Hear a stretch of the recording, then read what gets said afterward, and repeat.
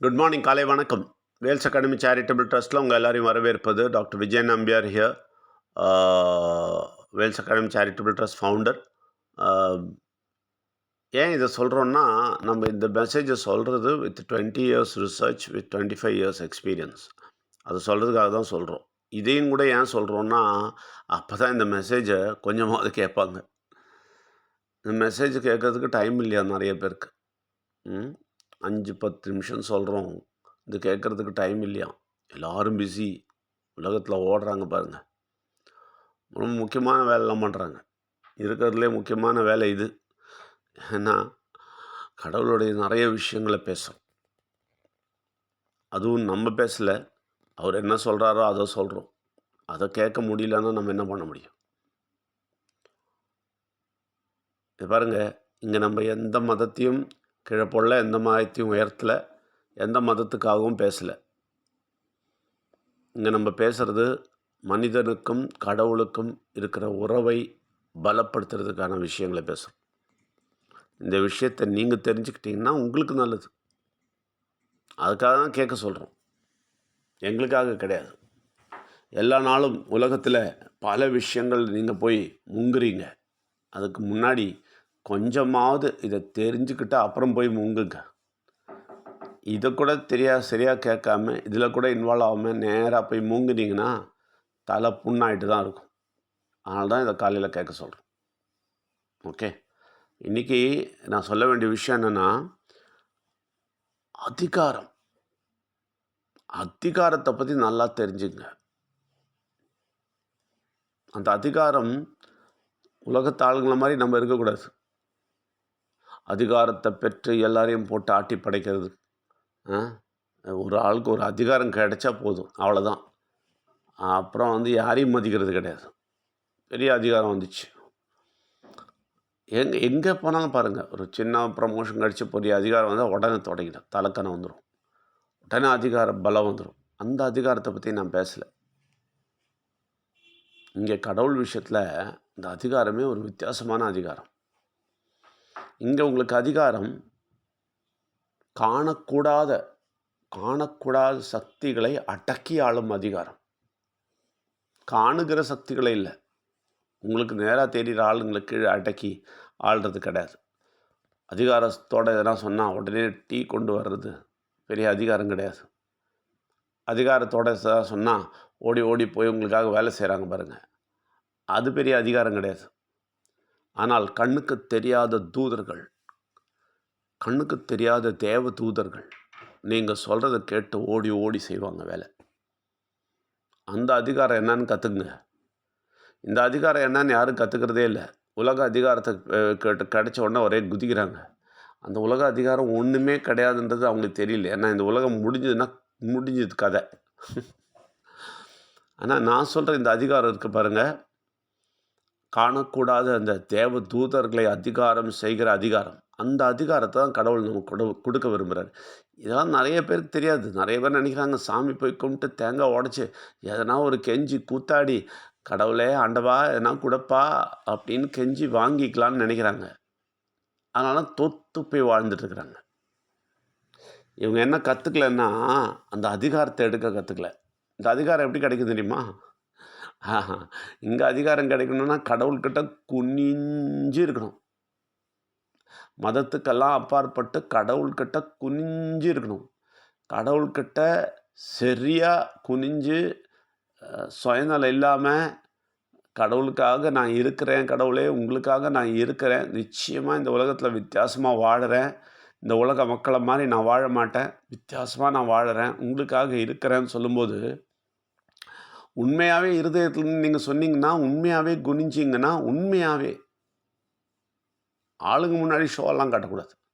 உண்மையாகவே 4 செவத்துக்குள் உள்ள நீங்கள் மட்டும் இருக்கும்போது குனிஞ்சு உண்மையாகவே கடவுள்கிட்ட உண்மையாகவே அழுது சொன்னீங்கன்னா, ஒரு பெரிய ஒரு அதிகாரத்தை கொடுப்பார்.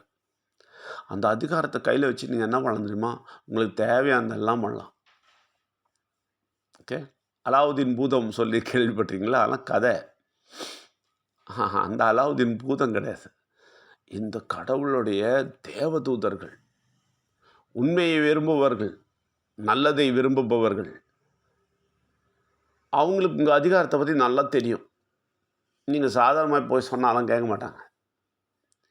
நீங்கள் சரியான கடவுள்கிட்ட குனிஞ்சு, கடவுள்கிட்ட பணிந்து, கடவுள்கிட்ட சுயநலம் இல்லாமல், கடவுள்கிட்ட நான் நிச்சயமாக உங்களுக்காக இருப்பேன், இந்த உலகத்தில் இருக்க மாட்டேன், இந்த உலகத்தோட விஷயத்தில் நான் பெருசாக அட்டாச் பண்ண மாட்டேன், உங்கள் கூட நான் இருப்பேன், நிச்சயமாக நான் உங்களுக்காக வாழ்வேன் அப்படின்னு நீங்கள் சொன்னீங்கன்னா, நிச்சயமாக தீய சக்தி கூட சேர மாட்டேன், நான் உங்கள் கூட சேர்றேன், எனக்கு கொஞ்சம் அதிகாரத்தை கொடுங்கன்னு நீங்கள் உண்மையாகவே சொன்னீங்கன்னா, அந்த அதிகாரத்தை உங்களுக்கு கொடுத்துருவார். உண்மையாகவே சொல்கிறேன், அதில் இருக்கிற சக்தி உங்களுக்கு தெரியாது. நாங்கள் அனுபவிச்சிருக்கிறோம். அதனால் சொல்கிறேன், என்ன வேணால் கிடைக்கும், என்ன கேட்டாலும் கிடைக்கும். அவருடைய நீதி பிரகாரம் இருக்கணும். அதிகாரம் கிடச்சோன்னே இந்த பேங்கில் ஒரு 10 லட்சம் ரூபாய் எடுத்துகிட்டு வரணும்னு சொல்லிட்டு போயிட்டு எடுத்துகிட்டு வர முடியாது. அவருடைய நீதி பிரகாரம் இருக்கிற எந்த விஷயத்தையும் செய்கிறதுக்கான அதிகாரத்தை அவர் கொடுப்பார்.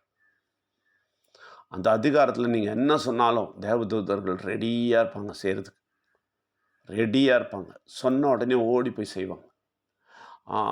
அதை நீங்கள் பார்ப்பீங்க, உங்கள் கண்ணால் பார்க்க முடியும். இதை தான் நீங்கள் எதிர்பார்க்கணும். சும்மா போய் கெஞ்சி கூத்தாடி பாட்டு பாடி ஆளுங்க முன்னாடி ஷோ காமிச்சிக்கிட்டு பெரிய பக்தி இருக்குன்னு காமிச்சு கும்புறது, குனியறது, தலையில் குட்டிக்கிறது, இதெல்லாம் வேலைக்கு ஆகாது. இதெல்லாம் வேலைக்கு ஆகாது. உண்மையாக அவரை தெரிஞ்சு புரிஞ்சு, ஓகே இப்படித்தானா நீங்கள் செயல்படுறது, உங்கள் சிஸ்டம் இதுவா அப்படின்னு தெரிஞ்சு, அது பிரகாரம் குனிஞ்சு நான் செய்கிறேன், சிஸ்டம் பிரகாரம் நான் இருக்கிறேன் அப்படின்னு நீங்கள் தெளிவாக சொல்ல சொல்ல உங்களுக்கு அந்த அதிகாரம் பலமாக உங்களுக்கு கிடைக்கும். அதில் தான் உங்கள் வாழ்க்கையிலேயே வெற்றி அடைவீங்க. வெற்றியின் ரகசியத்தை சொல்லிட்டு இருக்கிறோம். உண்மையாகவே வாழ்க்கையில் வெற்றி அடையிறதுக்கான ரகசியத்தை சொல்லி கொடுத்துட்ருக்குறோம். வாழ்க்கையில் மட்டும் இல்லை, இந்த வாழ்க்கை முடிஞ்சு அடுத்த வாழ்க்கையிலேயும் கடவுளோட சந்தோஷமாக வாழறதுக்கான வழியை சொல்லி கொடுத்துட்ருக்குறோம். அல்பமான விஷயம் பேசவே இல்லைங்க, ரொம்ப பெரிய விஷயத்த பேசுகிறோம்.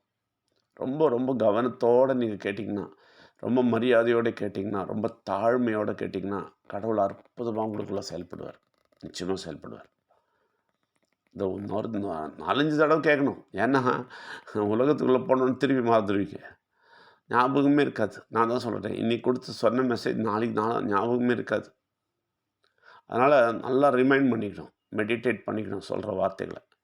அதை பற்றி யோசிச்சுட்டே இருக்கணும். அப்போ தான் உங்களுக்கு சரியான வெற்றி வாழ்க்கை. உங்கள் வாழ்க்கையில் நீங்கள் பெரிய வெற்றியை பார்ப்பீங்க. பெரிய சாதாரண வெற்றி கிடையாது, பெரிய வெற்றியை பார்ப்பீங்க. இந்த பாடுபடுறதுலாம் ஒன்றுமே இல்லாமல் ஆகிடும், தூசி மாதிரி ஆகிடும். அதுக்கான வழியை தான் சொல்கிறோம். உங்களுடைய பிரச்சனைகள்லாம் காணாமல் போயிடும். அவ்வளோ பெரிய அதிகாரம் உங்களுக்கு கிடைக்கும். ஆனால் அது கிடைக்கிறதுன்றது ஈஸி வழி கிடையாது. அதுக்கு என்ன வழி? கடவுளிடம் நெருங்க வேண்டும், கடவுளை பற்றி சரியாக தெரிந்து கொள்ள வேண்டும், அவருடைய தன்மையை தெரிந்து கொள்ள வேண்டும், அவருடைய சிஸ்டம் என்னன்னு தெரிஞ்சுக்கணும். கடவுளானவர், பிள்ளையானவர், பரமாத்மா, இந்த 3 விதத்தில் எப்படி செயல்படுறாருன்னு தெரியணும். இப்போ நம்ம பரமாத்மாவை போய் எப்படி கேட்கணும், எப்படி அவர்கிட்ட பேசணும், எல்லாமே தெரிஞ்சுக்கணும். எல்லாமே தெரிந்து குனிந்து பணிந்து நீங்கள் உண்மையாகவே கடவுளுக்கு முன்னாடி உட்கார்ந்தீங்கன்னா உங்களுக்கு எல்லாமே கையில் கொடுத்துருவார். எல்லா அதிகாரத்தையும் கையில் கொடுப்பார். அதை எடுத்து நீங்கள் தேவதூதர்கள் எடுத்த ஒரு கமாண்ட் கொடுத்தீங்கன்னா உடனே போய் அவங்க எல்லா வேலையும் செய்வாங்க. கடவுளுடைய கமாண்ட் எடுக்க மாட்டாங்க. அவங்க டைரெக்டாக உங்கள் கமாண்ட் தான் எடுப்பாங்க. பாருங்கள் கடவுள் எப்படி சிஸ்டம் பண்ணி வச்சுருக்கிறாரு. நம்ம நினச்சிக்கிறோம் கடவுள் எதனா செஞ்சு கொடுப்பார், கடவுளே அப்படின்னு சொல்லிட்டு போகிறோம். கடவுள் இல்லை நீ தான் செய்யணும், நீ தான் உலகத்தில் இருக்க, நீ தான் செய்யணும், உனக்கு தான் அந்த அதிகாரத்தை கொடுப்பேன் அப்படின்றாரு. இது கூட நம்ம மக்களுக்கு தெரியாது, புரியாமல் தெரியாமல் வச்சுருக்கிறாங்க. எல்லாம் ஓடின்னு இருக்கிறாங்க. கடவுள் என்ன கொடுப்பாரு. தெளிவாக நீங்கள் வாங்க, பெரிய விஷயங்களை பாருங்கள். தொடர்ந்து இந்த மெசேஜ் கேளுங்க. தொடர்ந்து ஞாயிற்றுக்கிழமை நேற்று வந்தவர்களுக்கெல்லாம் நன்றி சொல்லுகிறோம். தொடர்ந்து வாருங்கள். அந்த டைமை எந்த டைம் ஃபிக்ஸ் பண்ணிங்களோ அந்த டைமை ஒரு தடவை கூட ஒரு புதன்கிழமை வியாழக்கிழமை ஆகும்போது திருப்பி ரீஃபிக்ஸ் பண்ணிவிடுங்க. ஏன்னா அது நம்ம பர்மனெண்ட்டாக அதை வச்சுக்கலாம். ஸோ தட் அந்த டைம் நீங்கள் வந்தீங்கன்னா உங்களுக்கு டிஸ்டர்பன்ஸ் இருக்காது. சில பேருக்கு நேற்று 10 நிமிஷம் லேட்டாக எடுக்க வேண்டி வந்துச்சு. ஏன்னா கிளாஷ் ஆச்சு டைமு, மற்றவங்கள வந்து உட்காந்துட்டாங்க.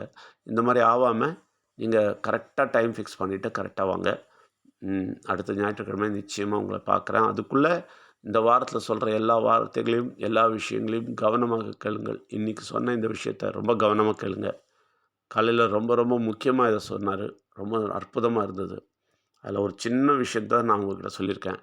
ஆனால் ஞாயிற்றுக்கிழமை வந்தீங்கன்னா இன்னும் வித்தியாசமாக இன்னும் நிறைய விஷயங்கள் அதை பற்றி நம்ம பேசுவோம். எங்கள் கூடயே இருந்தீங்கன்னா நிறைய விஷயத்த தெரிஞ்சுக்கலாம். ரைட்டுங்களா? ஓகே. நன்றி, வணக்கம். இதை மெசேஜாக கேட்டுட்ருக்கிறவங்க, தூரம் இருந்து கேட்குறவங்க ரெகுலராக கேளுங்க, டெய்லி கேளுங்க. உங்கள் எல்லாரையும் வரவேற்கிறோம். நன்றி, வணக்கம்.